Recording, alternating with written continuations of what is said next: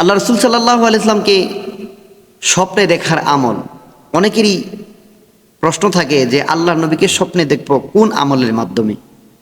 এবার আসুন শিক্ষা দিয়ে দিই, আল্লাহর নবীকে স্বপ্নে দেখলে কি আমল করতে হবে। আল্লাহর নবীর হাদিসে ফরমান, নবীজিকে যারা স্বপ্নে দেখবে তাদের জীবনের গুনাহ আল্লাহ মাফ করে তাকে জান্নাতি বানাবে, তার জন্য জাহান্নামের আগুন হারাম হয়ে যাবে। নবীজিকে স্বপ্নে দেখার একটি আমল, সেই আমলটি হলো আল্লাহর নবীজির দরুদ। যেই ব্যক্তি রেগুলার 100বার আল্লাহর নবীর এই দরুদ পড়ে ঘুমাবে, আল্লাহর নবী স্বপ্নে যোগে তাকে দেখা দিবে। সুবহানাল্লাহ।